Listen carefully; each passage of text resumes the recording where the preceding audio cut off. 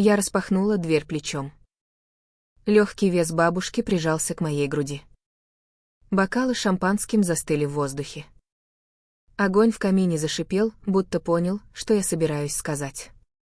Мой жетон поймал отблеск пламени. Я встретила каждый взгляд в этом теплом зале и дала голосу остыть. 6 слов, точных, холодных, как металл, разрезали воздух. Смех умер. 2 часами ранее мой патрульный автомобиль стоял у обочины на Мейпл-стрит, двигатель тихо постукивал, остывая. Рождественские огни тянулись от крыльца к крыльцу. Диспетчер молчал, слишком тихо. Ребята в участке сказали привычное. «Иди домой, лейтенант». Сочельник же. Я ответила, что идти мне, по сути, некуда. Но у бабушки был дом. И я хотела увидеть ее лицо, когда скажу «сюрприз». Я припарковалась за полквартала, чтобы старый «Форд» не выдал меня. Дыхание превращалось в бледные ленты пара. 31 по Фаренгейту, правда, пытающаяся спрятаться. Воздух резал ноздри, руки казались чужими. Снег скрипел под сапогами, когда я пересекала двор, который когда-то подстригала каждое лето. В окне гостиной сияло то тепло, которое можно купить за деньги. Я видела их в силуэтах, когда-то означавших безопасность. Отец широк, как стена. Мама, прическа, безупречная, праздничная. Брат Томми, в середине рассказа. Сестра Бри смеется вовремя. А на веранде, где ветер проскальзывал под свесами крыши, сидела бабушка. Тонкий свитер, домашние тапочки, не одеяло. Ее руки дрожали на коленях. От этого вида у меня перехватило дыхание. «Грэм», — прошептала я. Голова повернулась медленно, осторожно, кости знали цену движению. А потом ее улыбка, та, что могла сворачивать время, нашла меня.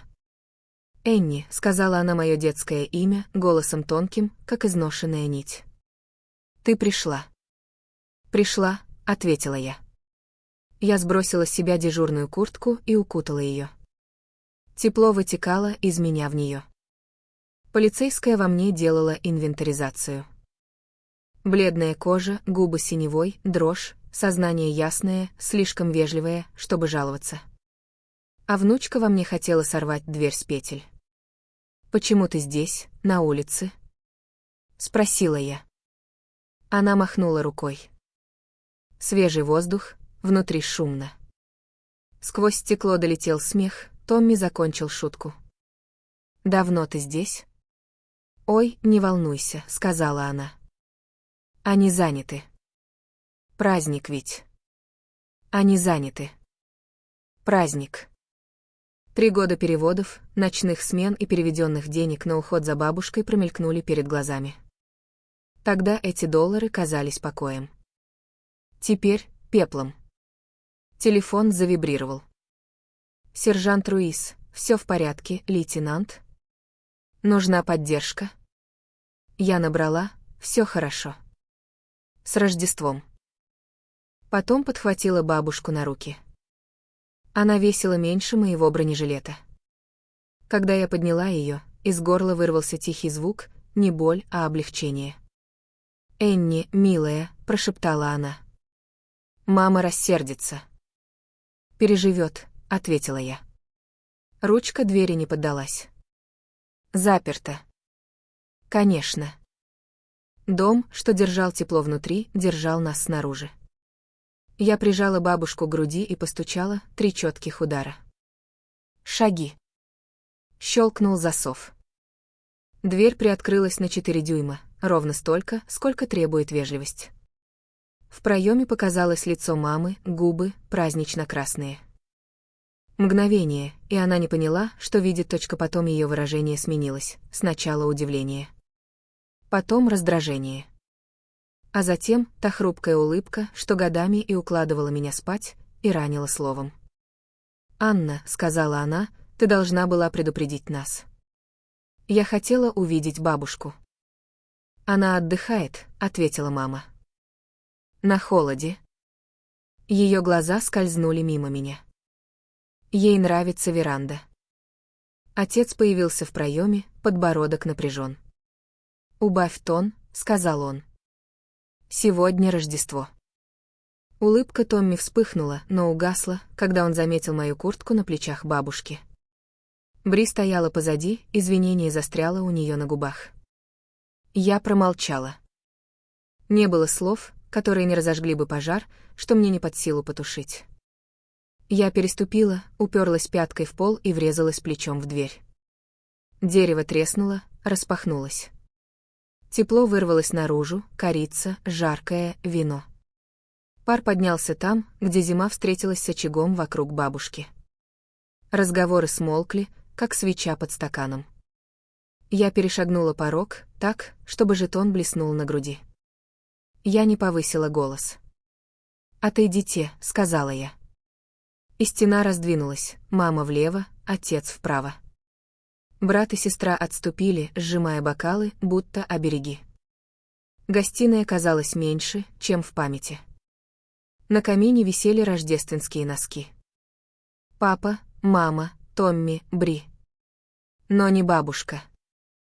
Отсутствие громыхнуло громче огня. Томми попытался первым. «Энни, мы просто...» «Не надо», — сказала я. Глаза Бри блеснули. «Мы не хотели». «Не надо». Тишина собралась между нами, гладкая и ледяная, как черный лед. Я услышала, как щелкнул термостат. Как бабушка стукнула зубами, один раз, потом затихла. Как сердце ударилось о горло. Полицейская во мне считала факты для отчета, который я никогда не хотела писать. Обстановка теплая, праздничная. Пострадавшая найдена на улице при 31 градус по Фаренгейту, без достаточного укрытия. Семья присутствует. Признаки пренебрежения. Финансирование ухода обеспечивалось заявителем. А внучка во мне видела лето, бабушкин плед, шалаш из простыней, грозу за окном, фонарик под подбородком. И голос, превращавший страх в сказку. Две мои стороны стояли плечом к плечу и согласились в одном слове. «Довольно». Я поправила хватку, повернулась к ним лицом. Их взгляды метались, избегая истины, что я держала на руках. Я позволила тишине вытянуться, как струна. Когда, наконец, заговорила, голос был ровным, таким, каким говорят в суде. Я произнесла 6 слов. Воздух изменился.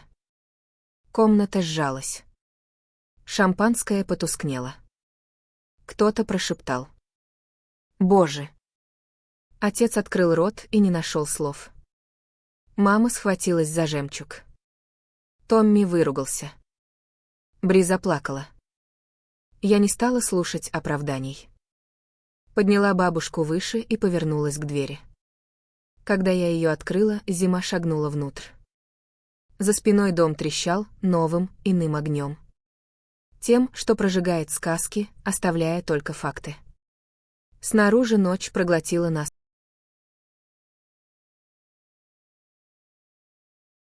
Я прижала бабушку крепче и выдохнула, наконец отпустив воздух, что держала все это время. «Куда, Энни?» — спросила бабушка. «Туда, где помнят, что значит слово «семья», — ответила я. Мы шли сквозь холод, как сквозь обещание, которое, наконец, исполняется. Мне было 9. Когда гром ударил над нашим маленьким домом на Мейпл-стрит. Брат спрятался под одеяло. Сестра закричала. Мама велела нам замолчать, но бабушка. Она накинула на плечи стёганое одеяло, взяла фонарик и заползла в одеяльный шалаш, который я построила в гостиной. «Гроза», — прошептала она, подсвечивая лицо снизу, — «это просто небо рассказывает истории». И я забыла бояться. В этом и был дар бабушки, она умела превращать страх во что-то маленькое, то, что можно удержать в ладонях. Даже когда я выросла, даже когда мир стал громче и жестче, бабушка оставалась моей тихой точкой опоры. Она жарила сэндвичи с сыром, добавляя слишком много масла. Всегда знала, когда я вру, но позволяла мне самой выучить урок. Когда отец рычал, что я неблагодарная, она склоняла голову, клала ладонь мне на щеку и говорила: «Ты стоишь больше, чем чья-то злость». Странно, правда? Любовь ведь не кричит. Любовь просто ждет, ровная, как тиканье часов, пока ты в ней снова не нуждаешься. Я выросла в доме, где крик был валютой. Отец рычал из-за счетов. Мама — из-за внешнего вида. Томми и Бри быстро поняли: смейся над его шутками, хвали ее прическу, и получишь, что хочешь. А я? Я задавала вопросы. Я спорила. Я пошла в армию, потом в академию, потом к жетону. Отец сказал, что я позорю его, надевая форму, которая не парадная и не деловая. Мать сказала, что никому не нужна дочь, которая носит пистолет вместо сумочки. А бабушка? Бабушка приколола мой кадетский знак дрожащими руками. А глаза ее наполнились гордостью. «Ты будешь делать добро», — сказала она, «потому что помнишь, как больно бывает». В ту ночь я пообещала себе, она никогда не будет страдать из-за меня. И вот, перемотка на рождественский вечер. 31 градус по Фаренгейту, без одеяла, и ее тело дрожит, как листья в ноябре. Моя кровь похолодела. В одном взгляде я увидела десятилетия лжи. Они не просто оставили ее без внимания этой ночью. Они стирали ее из жизни день за днем, пока обналичивали чеки, которые я высылала. Теперь все стало на свои места. Лишняя машина у дома. Новая кухня. Отпуска, выложенные в сети. А между тем бабушкины руки становились тоньше, одежда старее. Каждый перевод, сделанный на ее имя. Покупал им новую бутылку шампанского. Стоя там, держа ее в объятиях, я вспомнила, как много раз она делилась последним. Когда мне было 12. Она тайком давала мне четвертаки на игровые автоматы. Говоря: «Только маме не говори». Когда мне было 16. И отец узнал, что я подала заявление в академию. Она сидела со мной на крыльце и сказала: «Не извиняйся за то, что хочешь большего». А теперь она сидела здесь, на морозе. Потому что им было лень подвинуть кресло к камину. «Энни», — прошептала она, уткнувшись лицом в мою куртку, — «не будь с ними слишком строга». Ее голос что-то треснул во мне. Слишком строга? Я ведь только начинала. Я хотела рассказать ей все, что видела на работе. Синяки под рукавами. Молчаливые слезы стариков, оставленных в нищете, пока их дети снимали пенсию. В отчетах мы называли это «жестокое обращение с пожилыми». 3 слова, за которыми скрывалась тяжесть уголовных дел. Но за словами стояли истории, как ее. Души, признанные неудобными. Отложенные в сторону. Пока мир делал вид, что не замечает, я видела, как так поступают со стариками чужие люди. А теперь это сделала моя собственная семья. И вот в чем была самая горькая ирония: даже сейчас, страдая, бабушка все равно защищала их. Все равно оправдывала. Такова уже она была, верила, что семью можно простить. Что любовь тяжелее предательства. Я посмотрела на ее маленькое лицо, губы бледные, но улыбаются мне. И поняла, почему это больнее любого места преступления, что я когда-либо видела. Потому что она заслуживала большего. Потому что именно она сделала меня человеком, который носит этот жетон. А жетон не стоит ничего, если я не могу защитить ее. Из дома доносились приглушенные голоса. Смех, тосты, звяканье бокалов. Стеклянные стены тепла и благополучия отделяли их от холода, что точил ее кости. И во мне что-то застывало, как лед. Я прошептала ей в волосы: «Они ответят за это, Грэм. Клянусь». Она похлопала меня по груди, слабо, но уверенно. «Обещай, Энни, не потеряй себя. Не дай злости захватить тебя». Я закрыла глаза. Потому что знала, злость уже внутри. Вьется дымом, ищет выход. Но знала и другое. Между злостью и справедливостью есть разница. Злость горит быстро и оставляет пепел. Справедливость, если она настоящая, оставляет шрамы у виновных. И покой у невинных. Я хотела и того, и другого. Я переступила, развернулась к дому. Почувствовала ее вес на руках и выпрямила плечи. Впервые в жизни я не собиралась спорить. Объяснять, оправдываться. Добиваться, чтобы они увидели меня. Я собиралась заставить их увидеть ее. Когда я выбила дверь, я несла не только хрупкую старушку, а все обещания, что она когда-то шептала мне под сердце. Гостиная выглядела так же, но чувствовалась чужой. Ёлка сверкала золотыми лентами. Под ней громоздились подарки. На камине — рождественские носки. Папа, мама, Томми, Бри. И ни одного для бабушки. Эта деталь рассекла меня, как нож. Отец поставил бокал на стол. Не резко, а намеренно. Словно судья ударил молотком.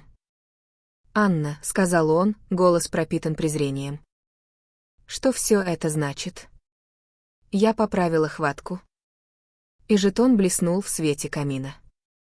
«Это значит», — сказала я ровно, «что она мерзнет на вашем крыльце, пока вы поднимаете бокалы».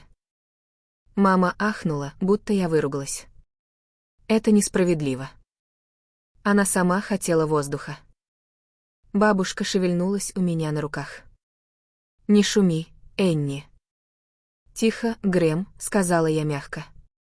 А потом громче. Воздух при 30.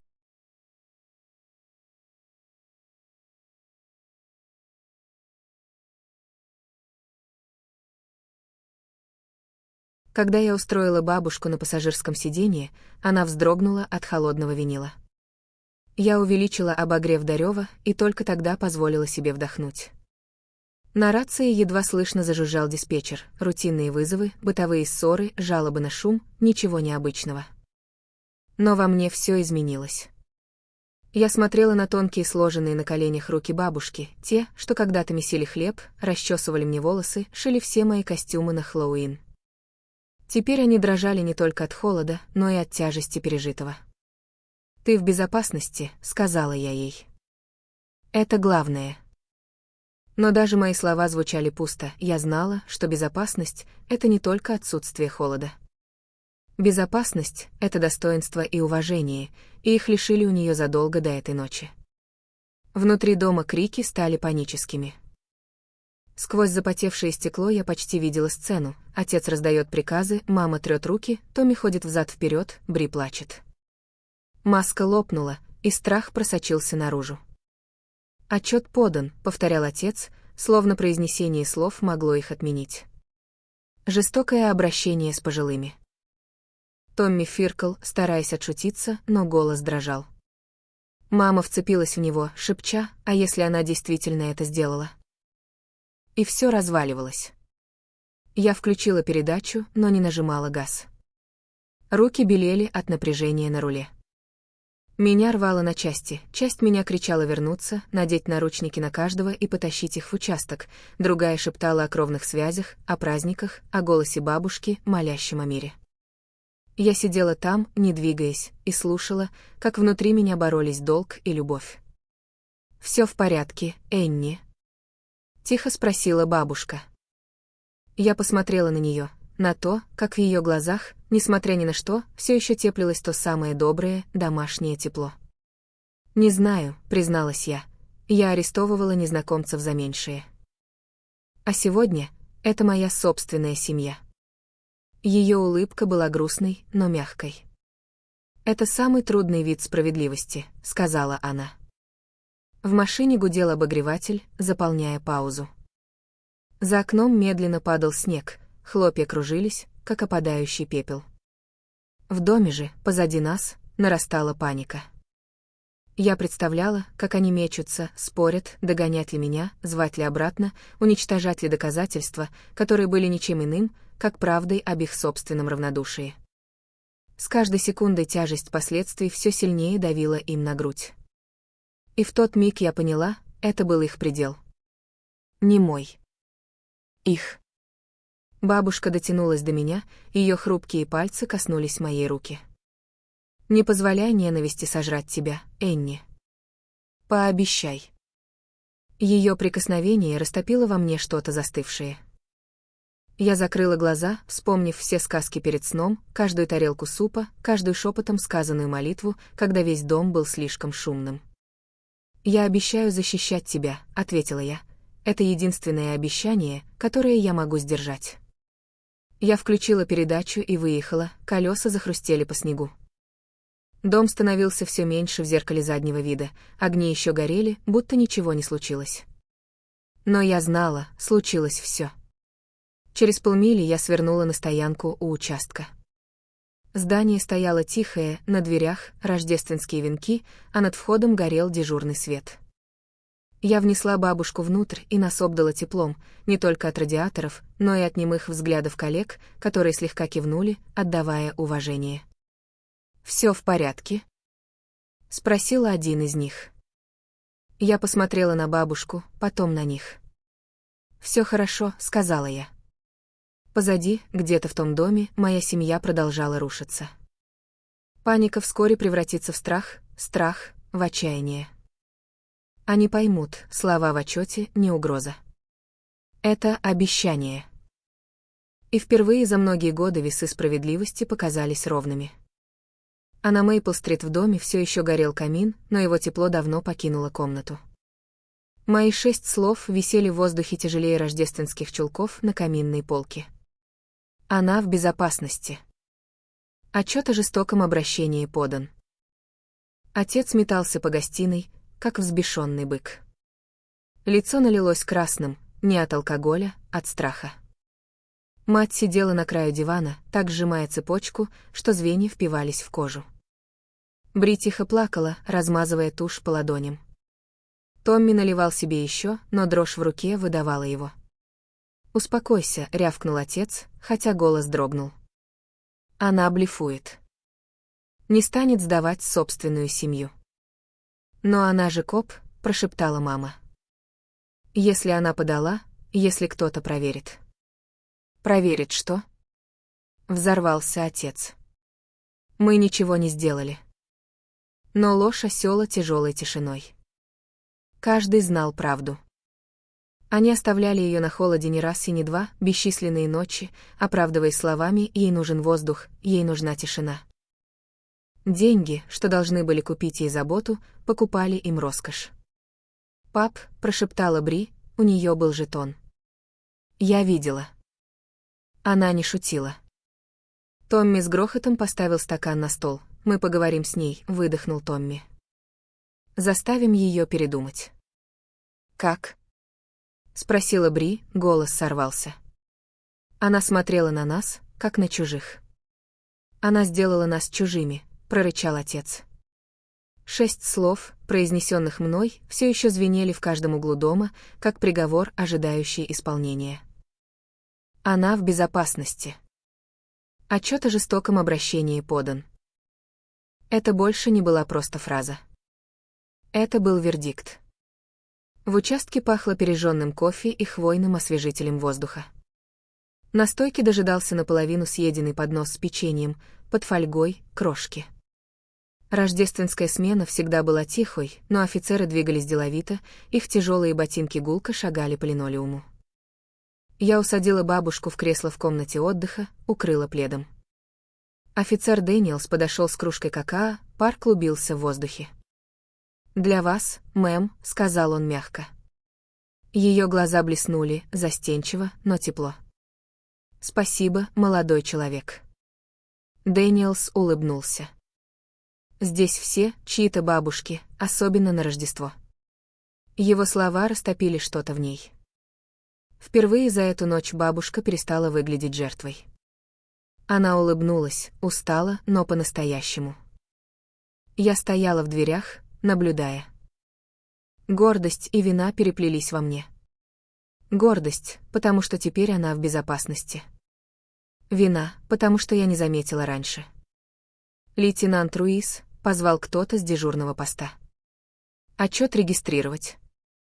От этих слов у меня сжалось все внутри.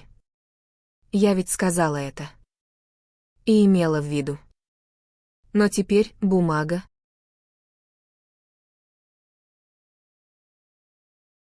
Я коснулась жетона на груди.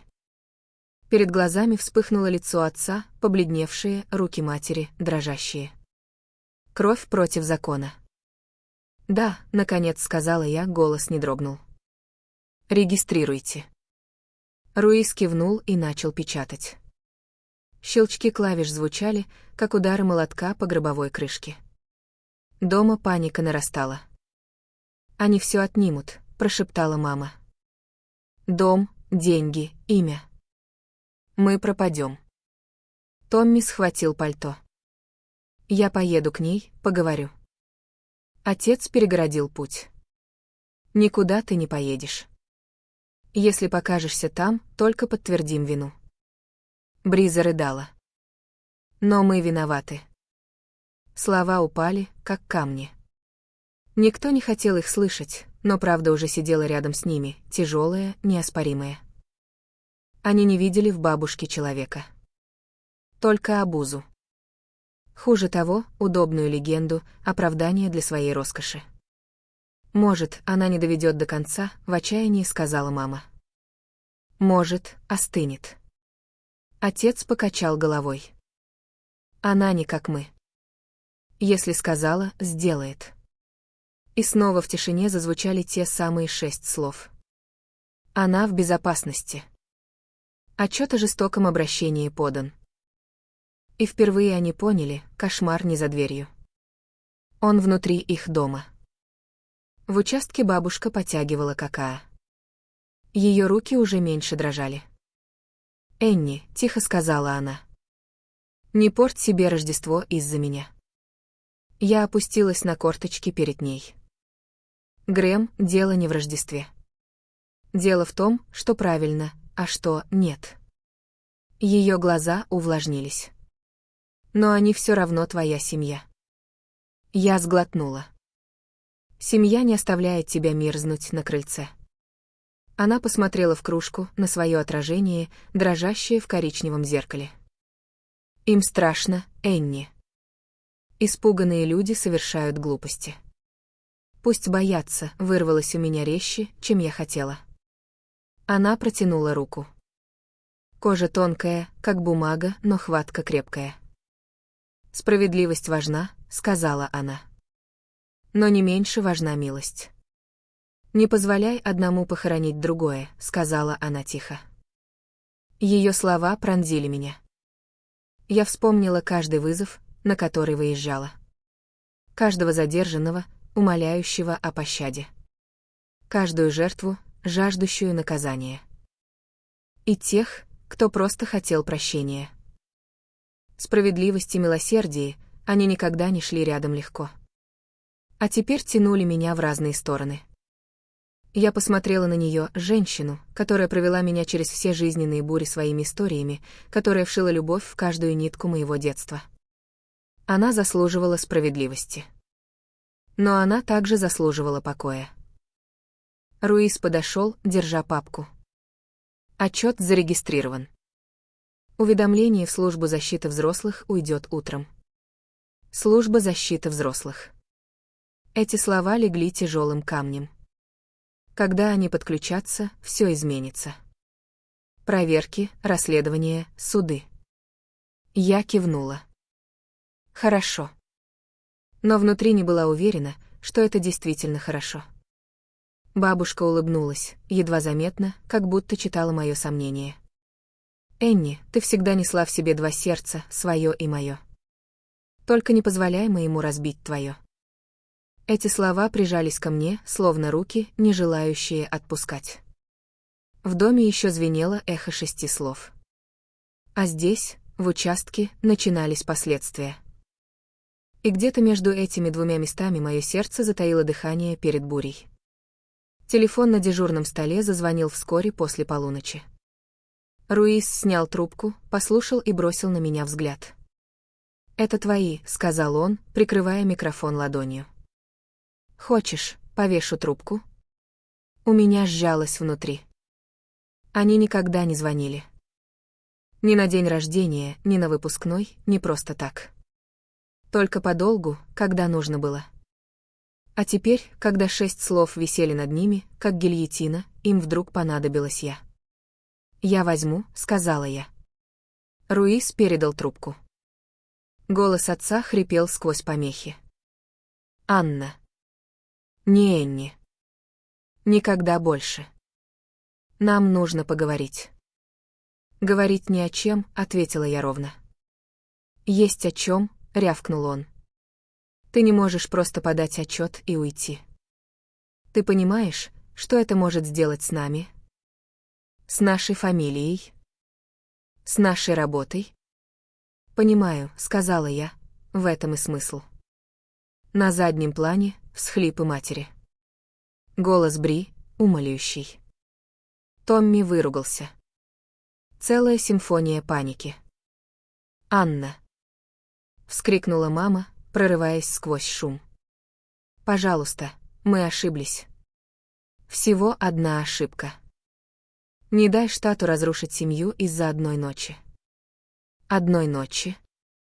Мой голос сорвался, прежде чем я успела себя остановить. «Это не одна ночь. Это годы. Вы присваивали деньги, предназначенные для нее. Оставляли ее на холоде, как мусор, пока сами пили за здоровье. Мы не хотели». «Хватит», — перебила я, — «вы хотели». Снова и снова. Намерение не стирает последствия. На линии повисла тишина, нарушаемая лишь рыданиями матери. Потом отец заговорил снова, тише. «Мы все исправим. Мы позаботимся о ней. Просто скажи им, чтобы не приезжали. Ты можешь это остановить, Анна. Это ведь твоя семья».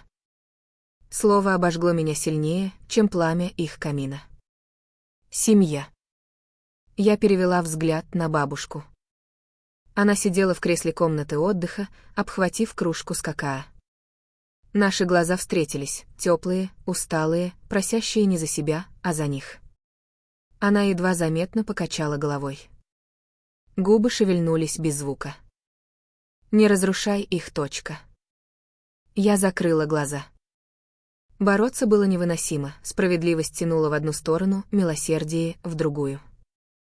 «Я не могу отменить то, что уже подано», — сказала я ему. Отчет зарегистрирован. Служба защиты взрослых свяжется утром. Это закон. Отец выругался, звук был уродлив и сыр. «Ты за это пожалеешь, Анна?» «Нет», — ответила я ровно. «Единственное, о чем я сожалею, так это о том, что не увидела раньше, что вы сделали». Я положила трубку. Через 3 часа они пришли в участок, не в костюмах и с надменностью, а в пижамах под пальто, лица бледные, глаза красные. Какими-то странными они казались меньше, будто страх их выжег. Руис насторожился и шагнул вперед. «Им здесь не место». «Я разберусь», — сказала я. Отец начал, слова сыпались быстро. «Анна, послушай, пожалуйста. Прекрати». Мой голос перебил его, холодный. «У вас был шанс поговорить, когда бабушка лежала на вашем крыльце». Мать сцепила руки. «Мы ошиблись. Мы это поняли. Пожалуйста, не позвольте судам измазать нас в грязи. Подумай о том, что скажут люди». Томми пытался бахвалиться. «Ты не хочешь видеть свою семью».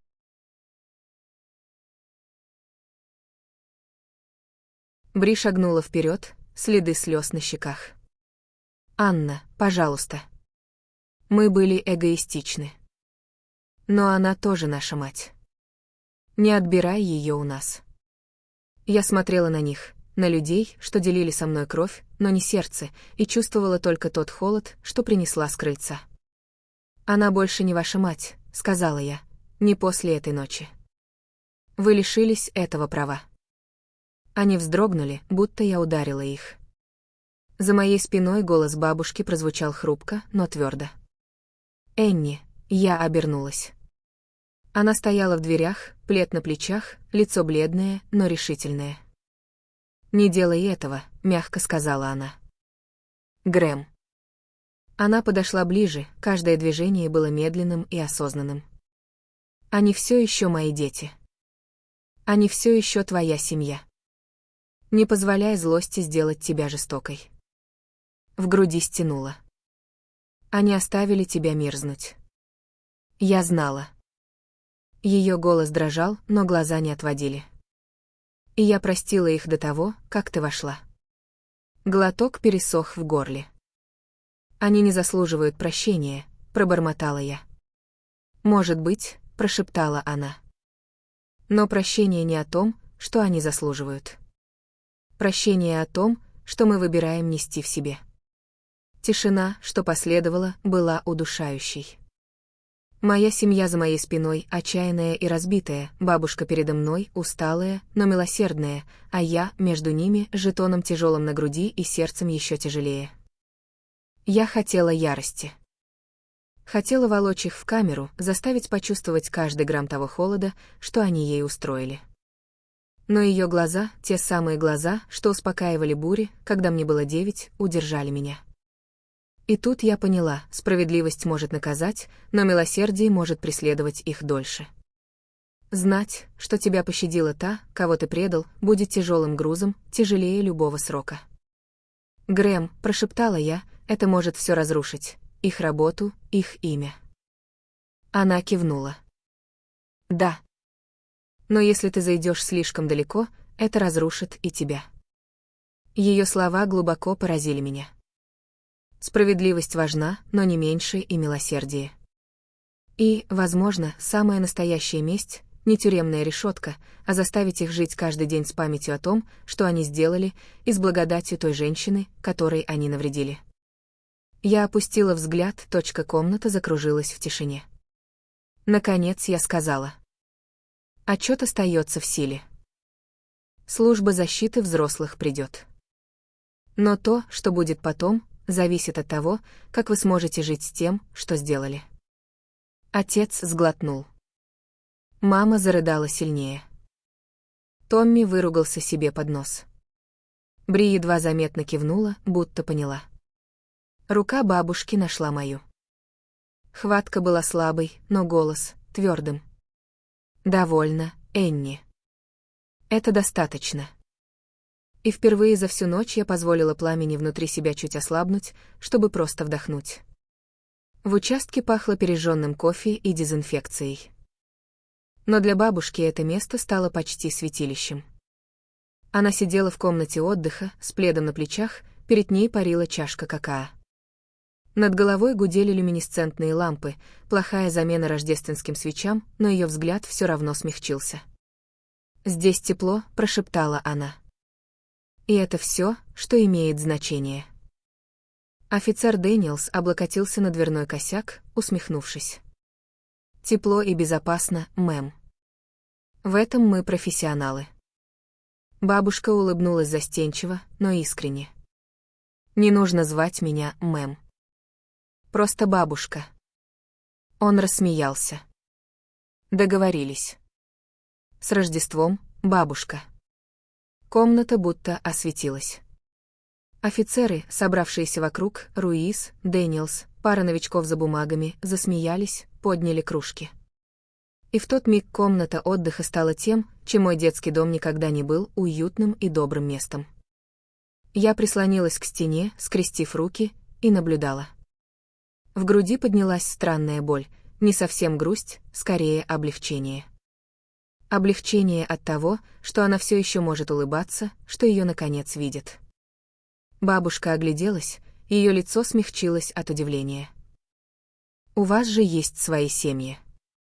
Почему вы проводите Рождество здесь?» Руис пожал плечами.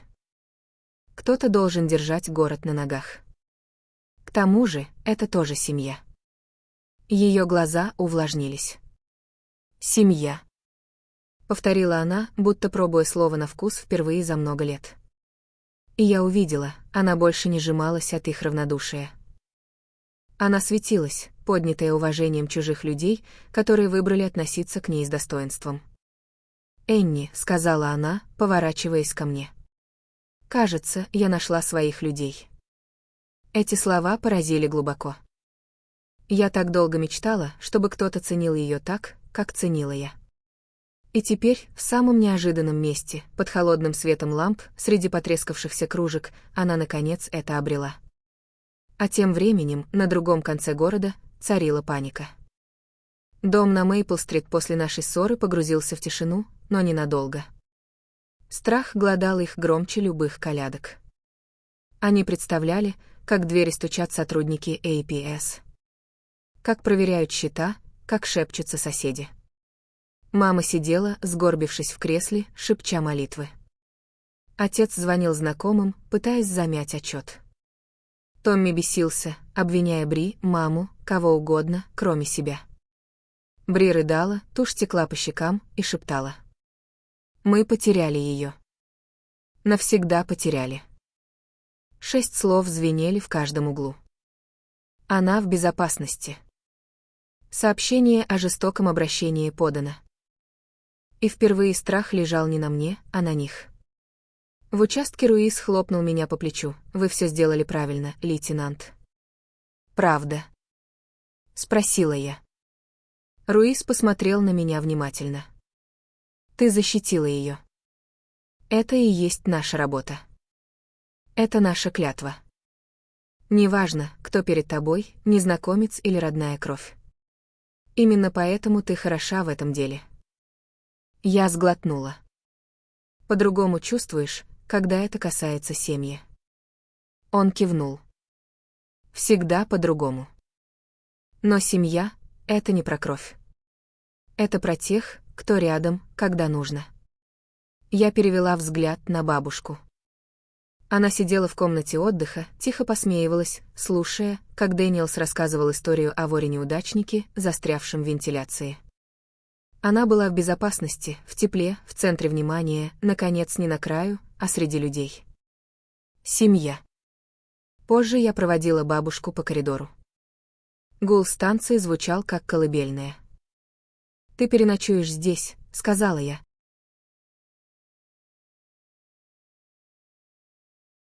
Она сжала мою руку. Идеальность переоценена. Достаточно, что здесь безопасно. Я помогла ей устроиться, поправила плед на плечах. Она перехватила мое запястье, прежде чем я отступила. «Энни», — тихо сказала она. «Я никогда не была так тобой горда. Не из-за значка, а из-за твоего сердца». У меня сжалось горло. «Ты всегда верила в меня». Она улыбнулась. И оказалась права. Впервые за ночь я почувствовала хоть крупицу покоя. Не полного, но достаточно, чтобы вдохнуть. Позже, когда ночь стала глубже, а снег за окнами плотнее, я вернулась в комнату отдыха. Новички спали за столами, Руис тихо посапывал в кресле. Мир застыл в тишине. Я села одна, опустила голову в ладони и прошептала в пустоту. Она в безопасности. И на этот раз это были не слова предупреждения, а правда. Утренний свет пробивался сквозь жалюзи, бледный, серый. Снег еще лежал на крышах патрульных машин, укутывая город в неестественную тишину. Рождество. Для большинства — день подарков и смеха. Для меня — день ожидания. Бабушка проснулась в комнате отдыха, ее серебристые волосы сияли на подушке, легкая улыбка тронула губы, будто ей снились добрые сны. Она выглядела умиротворенной. Я хотела остановить этот миг, удержать его навсегда, потому что знала, за дверью мира нет, только последствия. В 9 утра зазвонил телефон. Руис ответил, выслушал и посмотрел на меня. APS. Они выезжают. Понадобятся показания, фотографии, все. Слова упали, как камни. Теперь это была не просто семейная драма. Теперь официальное дело. Я вошла к ней. Бабушка медленно села, укутываясь в плед. «Они идут, да?» — спросила она спокойно. «Да». Ее глаза встретились с моими. «Ты не собираешься их останавливать?» Я покачала головой. «Не могу. И не стану». Она выдохнула долго, ровно. «Тогда пусть будет так». А на Мейпл-стрит паника превратилась в оцепенение. Отец метался по комнате, прижав телефон к уху, но никто не отвечал. Его связи больше не могли его прикрыть. Мама сидела молча, уставившись на нетронутую елку. Томми напился до беспамятства, а Бри умоляла хоть что-то сделать. «А если они заберут ее навсегда?» — прошептала мама. «Она уже ушла», — горько ответила Бри. «И больше не вернется». 6 слов все еще звенели в доме. Она в безопасности. Сообщение о жестоком обращении подано. И теперь они звучали громче рождественских песен, резче колоколов. В первый раз в жизни контроль ускользнул у них из рук, и страх захватил их. В участок представительница службы по защите взрослых APS пришла чуть после полудня. Женщина около 40, с острым взглядом, смягченным годами выслушивания. Она пожала мне руку, затем присела рядом с бабушкой. «Мэм», — мягко сказала она, — «я пришла удостовериться, что с вами все в порядке. Можно задать вам несколько вопросов?» Бабушка кивнула спокойно. «Спрашивайте, что нужно». Я стояла рядом, пока агент осматривала ее на признаки пренебрежения: тонкий свитер, потеря веса, синяки, по которым читались долгие зимы без заботы. Каждый ответ ложился тяжелым грузом в протокол. Ручка агента шуршала по листу, каждый штрих закреплял то, что я и без бумаг знала в костях: моя семья ее подвела. Когда все было оформлено, бабушка пригубила принесенный ей чай. «Что будет теперь?» — спросила она. Агент сложила руки: «Мы продолжим расследование. Домашние визиты, финансовая проверка, опросы. Если пренебрежение подтвердится, возможны обвинения». Бабушка посмотрела на меня. «А если я не хочу обвинений?»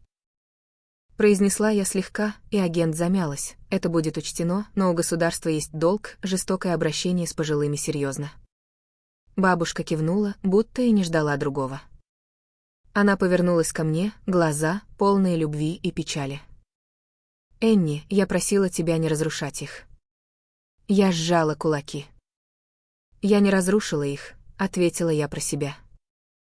Они сами себя уничтожили. К вечеру слухи уже бежали по округе быстрее снегоуборочных машин. Образ моих родителей, гордых хозяев рождественского вечера, потонул в сплетнях. Они оставили ее на крыльце, вызвали полицию, дочь подала заявление. Их имя, имевшее вес в городе, теперь тянуло их вниз. Коллеги рассказывали, что отец сорвался на соседа, осмелившегося спросить, правда ли слухи. Томми целый день не показывался, Бри звонила подруге в слезах, мама даже не выходила из дома. Последствия начали действовать, и против них ничего не осталось. В участке бабушка присоединилась к офицерам за ужином, принесли пиццу на вынос, жареную курицу, ничего изысканного. Но как они подтянули стулья, делились историями и хлопали ее по плечу, это было больше, чем еда. Она смеялась над их шутками, глаза сияли, даже рассказала одну из своих старых историй, как 6-летняя я надевала ее очки и объявляла себя шефом полиции. Комната взорвалась смехом. Я откинулась и смотрела, она светилась так, как не светилась годами. И все же вина тянула меня вниз. Справедливость шла своим ходом, жизнь моей семьи разваливалась, а она все еще просила не давать ненависти поглотить меня. «Энни», — сказала она, когда остальные отошли, — «ты не можешь нести и гнев, и любовь. Выбери любовь, иначе гнев тебя истончит». Я проглотила комок в горле. «Они должны заплатить», — возразила я. «Они заплатят», — ответила она, — «но пусть тяжесть утраты будет для них наказанием». Ее слова отозвались во мне. Впервые я задумалась, может, настоящие последствия — не то, что сделает с ними закон, а то, что сделает с ними их собственная вина. Вина задерживается. Вина преследует. Вина — тюрьма без решеток. Смотря в ее глаза, я поняла, возможно, именно такой и была справедливость, которую она хотела с самого начала. Дни, что последовали за событиями, ощущались иначе. Не только из-за снега, который укрывал город, заглушая каждый звук, но и потому, что что-то в воздухе изменилось. Новости распространялись шепотом, слышали, семью Трен проверяют. Те самые соседи, которые когда-то завидовали их шампанскому, теперь переходили улицу, чтобы не встречаться с ними. Репутация, которую они так яростно...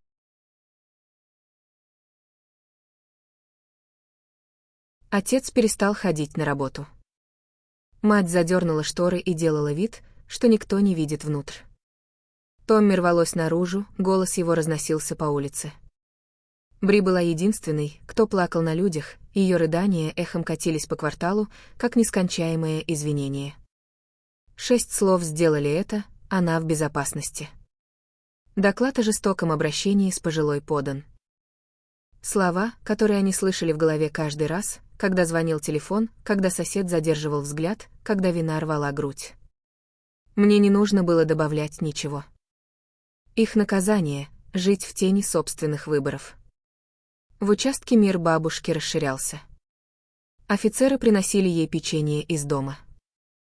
Новички просили у нее советов о жизни и любви, словно она была их собственной бабушкой. Она, естественно, взяла на себя эту роль, предлагая мудрость с тем мягким юмором, что помогал мне переживать бури.